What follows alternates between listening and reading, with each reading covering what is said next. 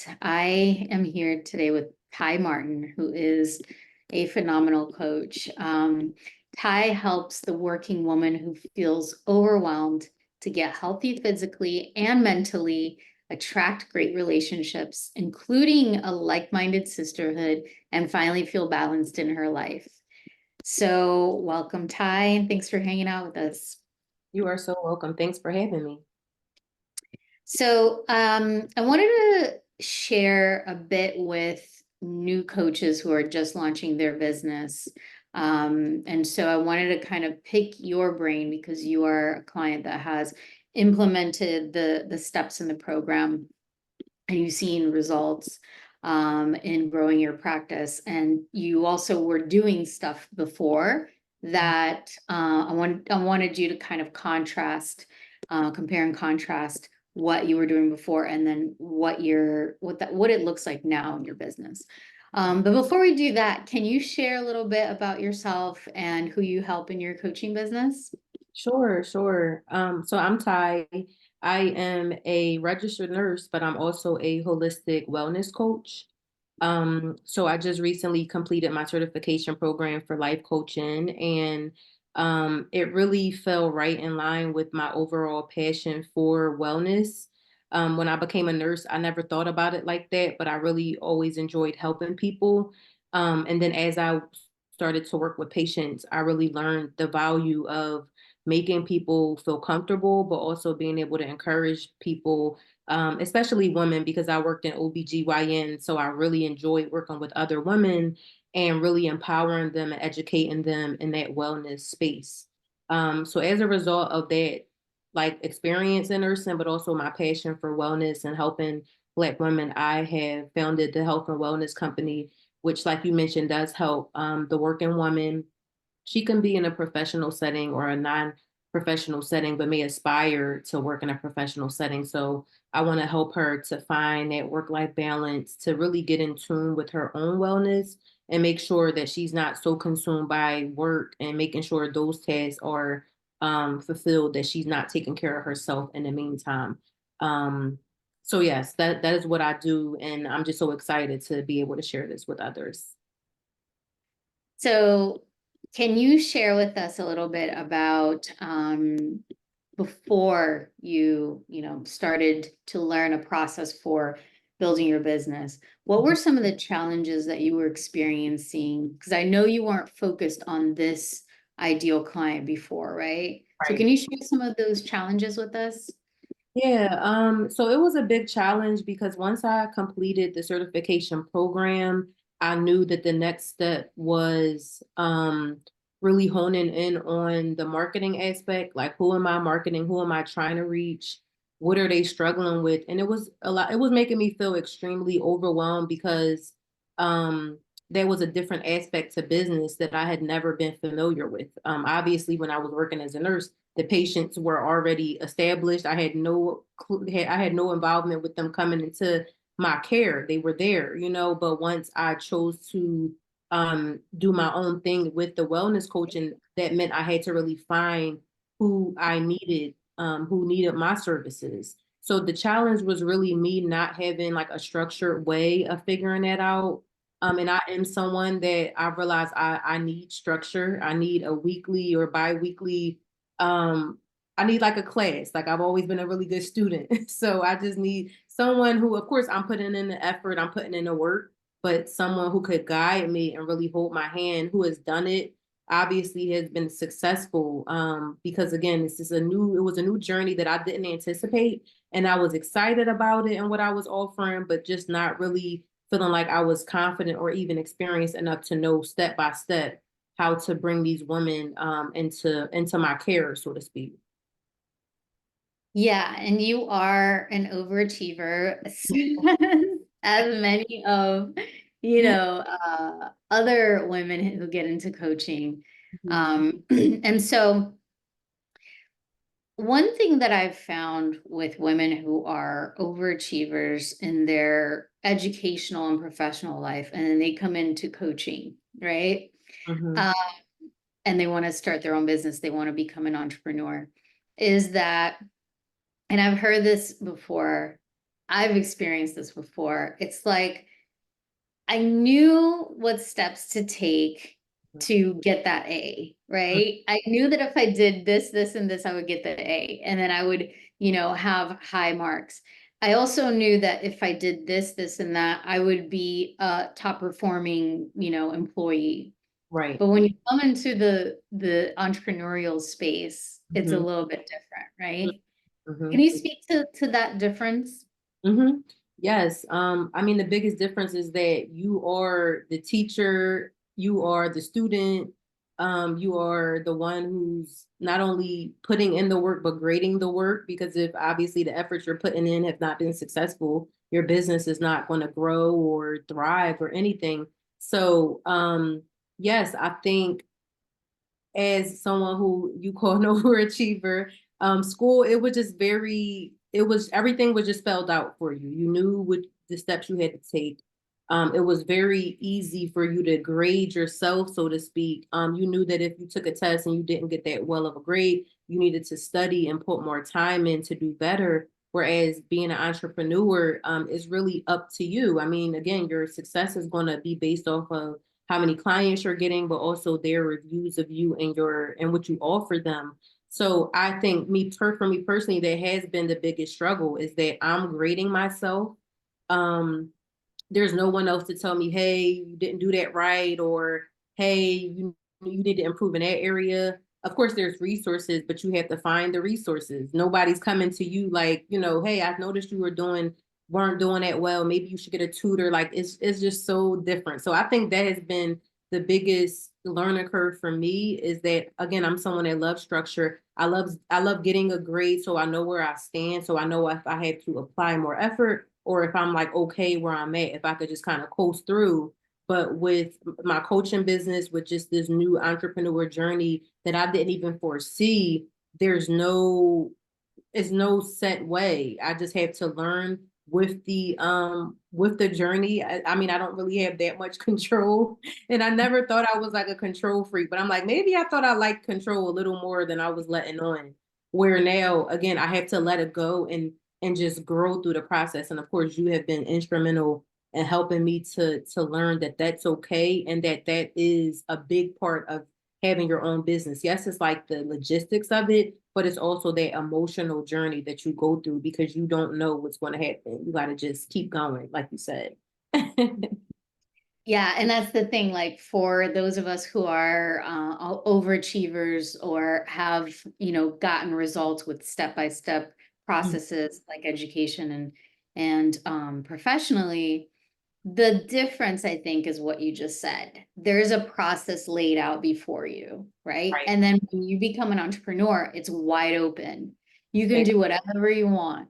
But in that wide openness, people get stuck because they don't know what to do. They don't know where to go. They don't know what step is next, Right. right? Like I need to do this in this order in order for me to get results faster and not burn out. Yeah. So that's where I think, kind of having a system around you to create your businesses is key. Um, can you share what has been the biggest shift for you in going from when you first launched your business to where you are now? The biggest shift, I've had a few shifts, but I would say the biggest one has been going with the flow, not thinking that because I'm not doing as much from a physical standpoint, not thinking that that equated to me not being productive or not um being able to grow in my business because again we're all for the most part most of us have been conditioned to think that productivity is you working your job your 9 to 5 whatever that entails whether it's a tech job for me it was nursing so I was more physically active at work and even when I became a nurse supervisor there was much to do evaluations and so many things tangibly that you do whereas again, with being an entrepreneur, there's days where like I've realized with myself, if I have a meeting with you or someone else, I can't, even if I've gotten so much information and I want to research and I want to do, I know for me personally, I have to take some time to process that.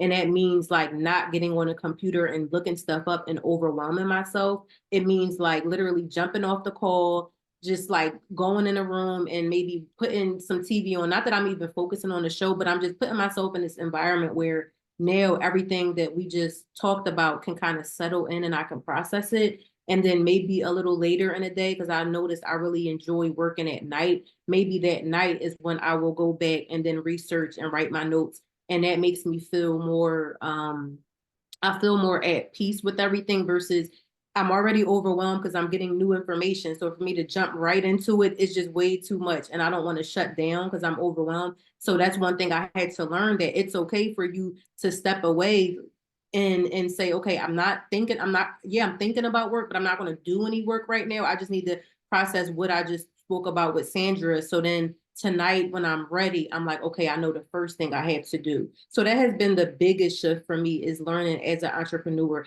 It's okay for me to take more time to process things, even if I don't feel like I'm being productive. Because once I'm ready and not feeling as overwhelmed, then I'm more excited about learning about something new that I didn't know about before. Mhm. Yeah, so that's awesome that you can create your own systems too, right? And you have learned kind of like what your rhythm is going to be as you are building. Exactly. It's important. Like, you know, you have to find your own rhythm. And it's not one set way. It's just really what works for you. This whole time I'm working during the day because that's what I did. That's what was offered to me, or that's what I thought was normal. Then I realized, well, I actually like working better at night. And a lot of Mhm. creatives do, and I didn't even know that. And I'm like, wow, it's like a thing. So I don't feel, if I feel like I'm more lazy during the day, because I know at night I'm going to be way more productive. And as long as the work gets done, that's the biggest thing. That's the beauty of having your own business. You could do it in the middle of the night at 3 a.m. if, you know, if it works for you. Yeah. Um, so as far as enrolling clients into your business, what do you think has been the biggest game changer for you? Biggest, or one of the biggest things, is making sure you know exactly who your ideal client is, trying to get as specific as possible.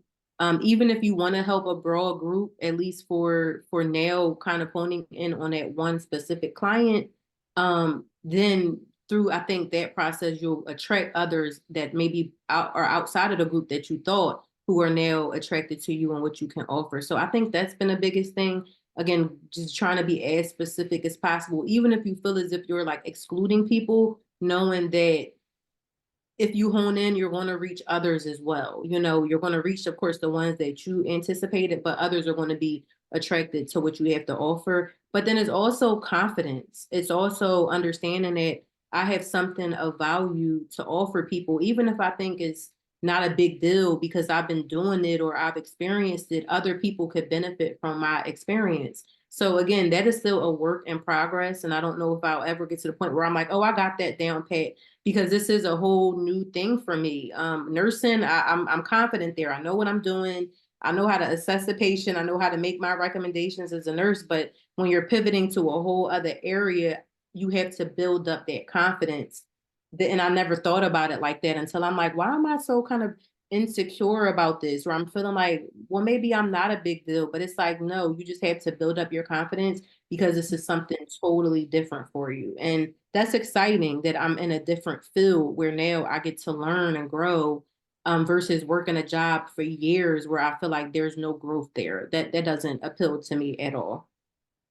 So what do you think has been the biggest, I guess, what has contributed to your confidence growing around, you know, your coaching services?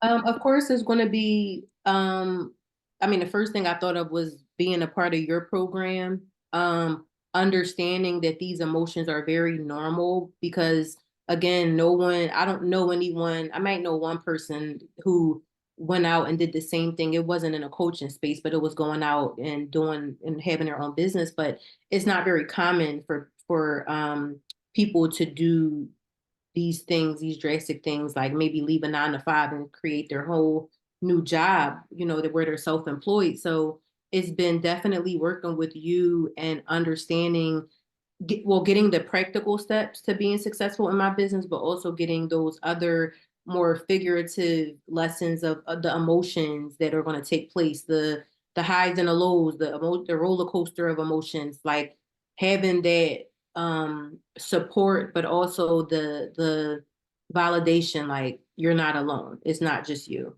So like I said, working with you, as I always share with you, has been such a blessing in that not only do I feel a little more organized because I have that structure that I know that I need, but it also acknowledges the other part that people don't really talk about, which is that emotional journey that you go through, the imposter syndrome, the lack of confidence or motivation, the lack of feeling productive because you're not doing physical things all the time. Mhm. Um, I know that is what has been the biggest blessing for me. And it was like right on time because I was struggling with that. Cause again, I knew I needed structure. I was that way in school. If I had a teacher that was like, oh, whatever, do your own thing. I didn't do well in that class, which was the dumbest thing ever. Cause it's like, I didn't have to do nothing. But when I had a teacher that was like on it, I did better. I thrived better. So again, when I found out about you and your program, it was like right on time because I felt like this is what I need to make me feel like I'm growing. And even though things are not happening overnight, I still feel like I'm under the care of someone who I know will get me to that place where I'll be successful. Yeah, I love what you said where like you had to make the mindset shift from I'm in a job where I'm doing something physically all the time, but in my business, becoming an entrepreneur, it's not about doing all the time, right? It's you do things, but then there's also the internal aspect of it that Mhm. you have to manage the emotions that come with entrepreneurship. That's a big piece of it too. Yes, it is. But I think when we think about, at least with me, when I thought about entrepreneurship before, you don't see that side. You just think about, oh, I could be my own boss and I'll make all of this money and I'll do this and that. But until you get to that point, especially if you've been working a 9 to 5, that's a major transition. That's a major, like a unconditioning or deconditioning of your whole mindset, which Yeah, going from employee to entrepreneur, right? Yeah. yes. Yeah, it is a big change. So if you were to give our listeners, our community, one big advice that you wish you had known when you started your business, what would that be? Ooh, if I had to give them one, that's hard. And you can give more if you need. Okay. I think I'll give a few. But the first one I would say is don't be afraid to invest in your growth and development. Making sure that you're not winging it, especially again, if you're somebody that like me who sometimes needs that structure to feel a little more organized and more settled in what you're doing, don't be afraid to invest in it. It's going to be money that is well spent. Of course, if you're not in a financial place to do it, the internet has so many great resources. But if you are in a place to do it and you know it'll lessen some of your own anxiety, I would say definitely don't hesitate. Of course, do your research. Make sure it's someone who you feel comfortable with, someone who can really offer something and who really genuinely cares about your success. Um, I would also encourage a new coach to not be surprised at the emotional roller coaster just because you're doing something that you might have wanted to do or was inspired to do doesn't mean it's going to always feel easy or that you're going to always feel inspired. Some days you're going to be like, well, what was I thinking? Like the 9 to 5 seem easier. It's better, right? Like I just go and I know what I got to do. So don't be afraid of those emotions and really understand and give yourself a lot of grace and patience as you're navigating through that emotional journey that you're going to go on. And my last piece would just be to make sure you are surrounding yourself with people who will encourage you, support you, won't make you second guess or question what you've chosen to do because you're already going to do that to yourself just naturally. On those hard days or rough days, you're like, what was I thinking? So making sure that the people that you're talking to or even want to bounce ideas off of, that there are people that can encourage you and uplift you and just give you that positivity that you need to keep going, who could see the value in what you're doing, even if you really can't see it at that point. Thank you. That was beautiful. Thank you for sharing all of that.